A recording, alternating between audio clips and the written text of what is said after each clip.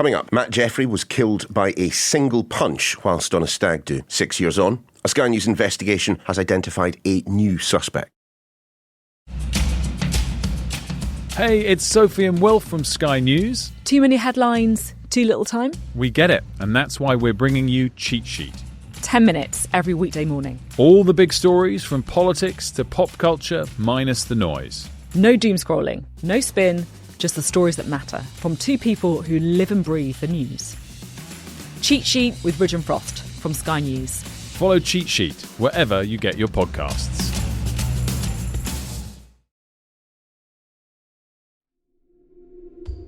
In 2019, Matt Jeffrey and a group of his closest friends took a trip to the Greek island of Zante for a stag do. What was meant to be a few days of fun and sun ended in tragedy almost as quickly as it started. Hours after they arrived, a fight on a dance floor spilled out onto the street. One punch ended Matt's life and broke the hearts of his wife Charlotte and their two daughters. So kind, he was hardworking, he loved me and the girls, his family, his friends. Greek police arrested two English men. They were later convicted, but neither has yet seen the inside of a Greek cell. And a Sky News investigation has revealed a series of police and prosecution failings, but also a new suspect. Our home editor, Jason Farrell, led the investigation.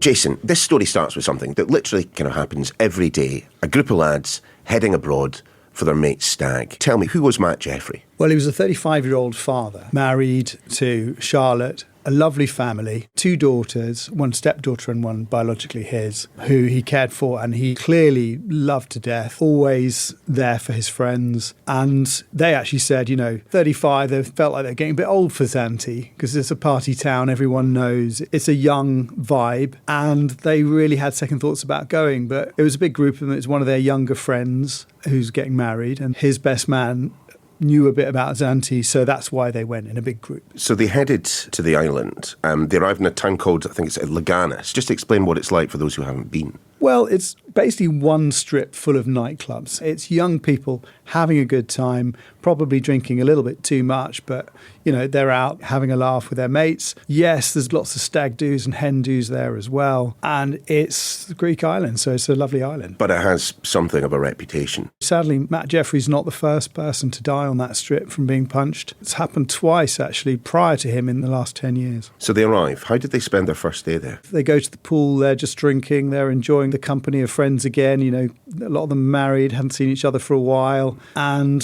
then they go out for dinner.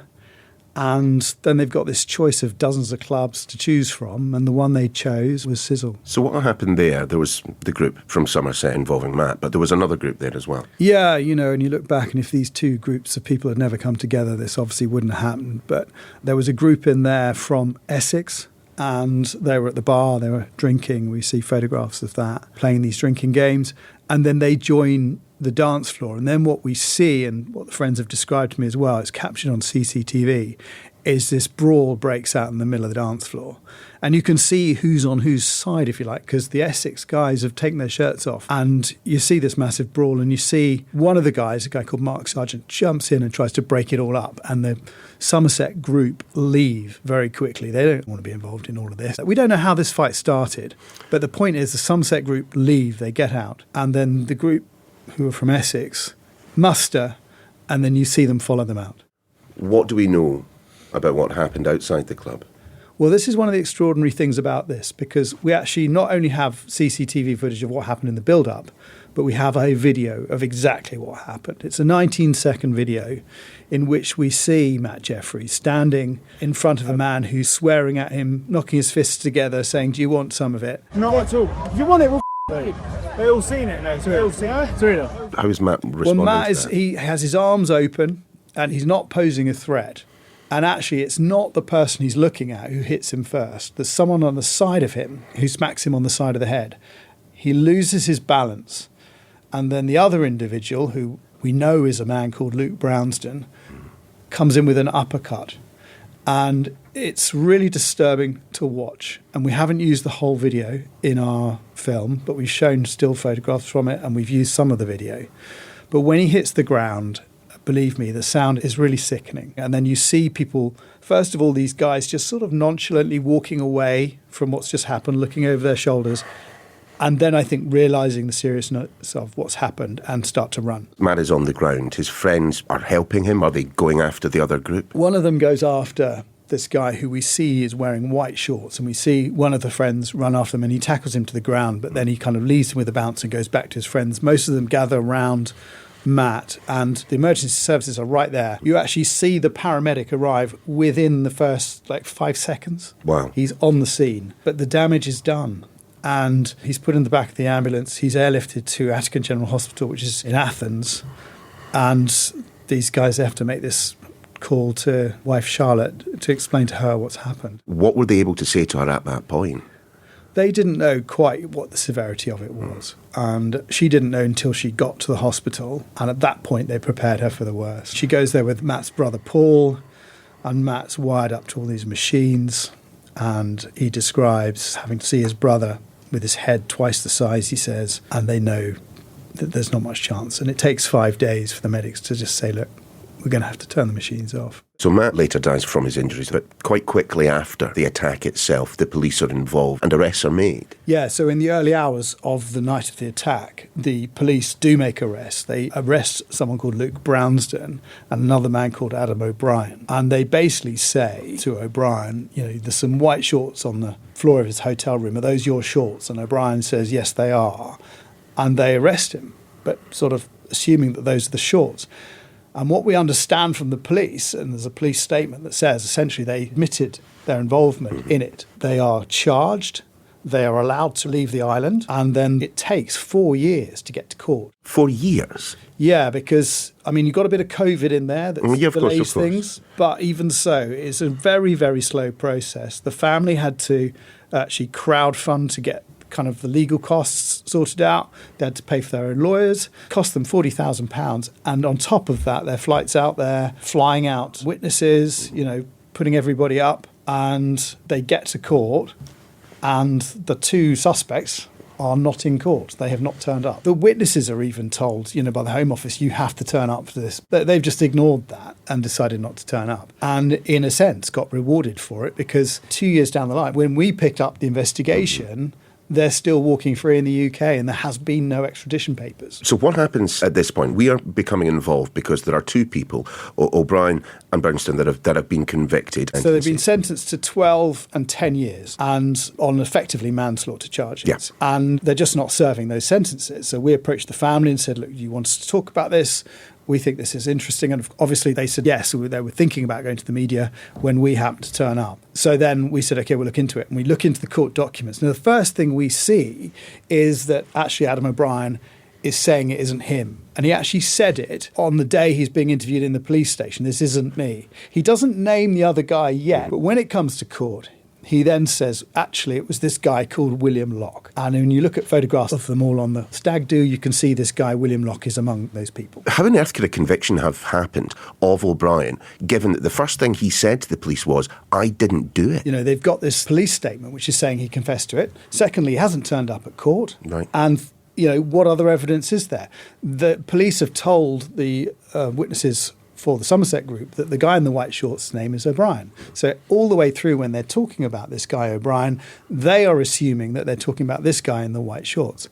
As for the family, they've never watched the video. They didn't want to see that 19-second clip of Matt being hit to the floor. So for them, they've just known there's these two names, Brownston and O'Brien, and because they never turned up at court, they don't know what they look like. So what happens next? What's happened then is that Adam O'Brien, he hires an extradition lawyer because he's going to face extradition.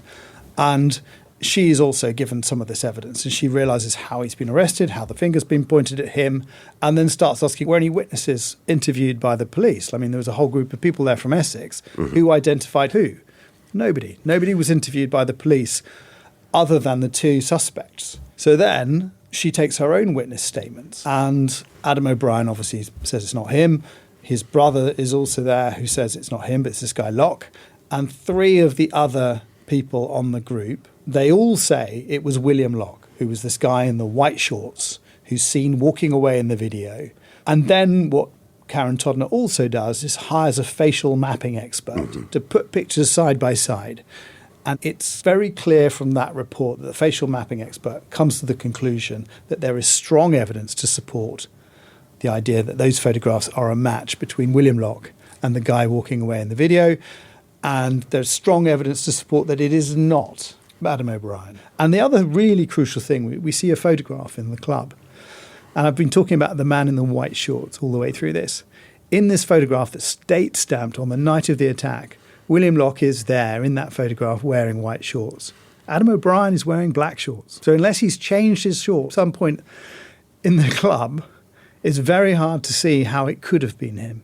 So what is Adam O'Brien himself saying in light of this information? He has given statements to the court, but he has not turned up to defend himself. He's not been involved in our investigation. Mm-hmm. He has said that he didn't immediately name Locke because he was fearful of Locke. That was one of his defences. It should be said, William Locke, when he got back to the UK, he was actually convicted of another crime to do with drug dealing, and he spent some time in prison. He's since been released. So I don't know if that played into Adam O'Brien's thoughts, but he certainly didn't know this guy particularly well. Obviously won't have seen the video immediately, but he will have seen the video before he left the island. There's a question mark over exactly what he told the police and when. But certainly by the time he gets to the first trial, he names him. And what's kind of weird is we can't find any other reference to William Locke during that trial other than in his statement. So it seems to be that piece of evidence was never really properly examined, either by the police or by the prosecution and the courts. So we find ourselves in this curious position where it seems very likely that there are at least questions to be asked about the safety of one of the convictions. What do the Greek authorities say? Nothing.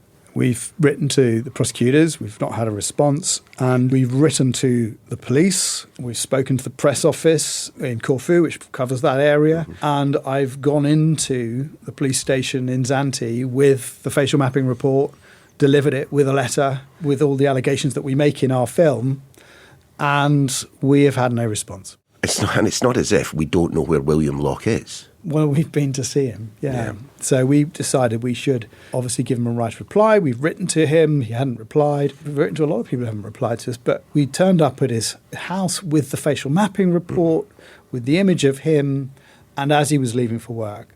Can I give you this? Mr. Locke, can I give you this? Is that you? Is that you?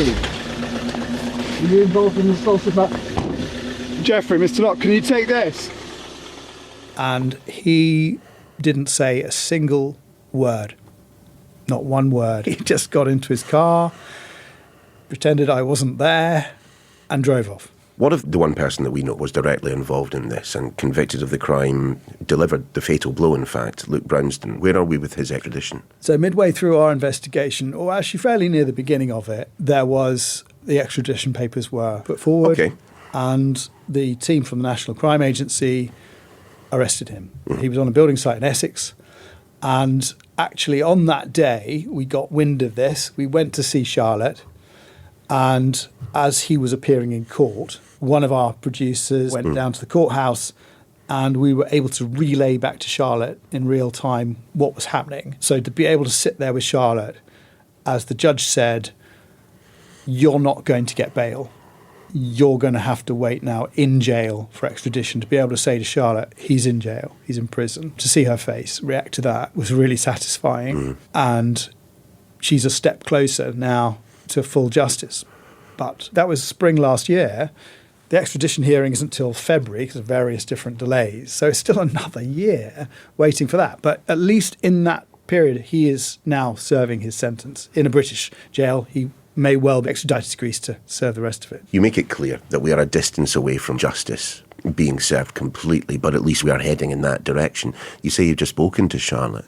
I mean, how's she doing? How are the kids? She's good. I think they're pleased that, this is out there, and the brutality of it is not forgotten, because it all happened very, very quickly. It was thoughtless, it was mindless, it took seconds, but the lasting impact is immeasurable. And we wish her well, and our thoughts are with her. But I also find my thoughts going to his friends, Matt's friends, who went over to Zante with him.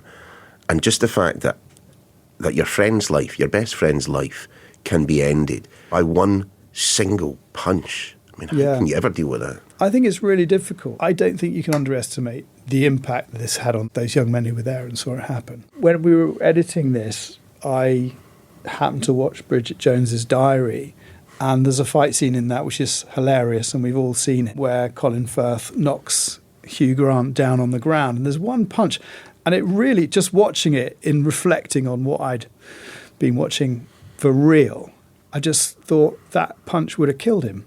And I know it's funny, but it does change your view. And I almost wish that everybody could watch this video. I mean, it's upsetting, but just to see the fragility of life and how quickly it can be snuffed out in one moment. And when you get punched like that, you don't turn around and make a witty remark afterwards as you do in the movies. It's game over. Mm-hmm. And it's not just game over for that person, but actually it's going to affect the life of the person who's done it. James Graham's written a brilliant play, Punch, which is on the West End right now, which talks about that very issue. And the reason that that's out there, and the reason we've done this documentary, is this is not a one-off. You know, this has happened twice before, even on that strip. And Brits, I'm afraid, we have a reputation for getting into brawls, and it's no coincidence that this was two groups of Brits on a Greek island, on a stag do party town, and it's Brits involved. It's Brits who will go to prison, and it's a British victim who had absolutely nothing to do with this fight. You can see from the video and from the testimony of friends, he was a gentle, loving man who was just in the wrong place at the wrong time. Jason's full investigation is available on the website. That's a lot for the Daily. We'll see you again tomorrow. Hi there, former England cricket captains Mike Atherton and Nasser Hussain here to tell you that we're taking the Sky Sports Cricket podcast down under for the Ashes. As England look to win in Australia for the first time in 15 years, we'll be out there to analyse the action and discuss all the big talking points. We'll also have daily episodes during each test match to keep you right up to date with what's going on. That's the Sky Sports Cricket podcast, available wherever you get your podcasts.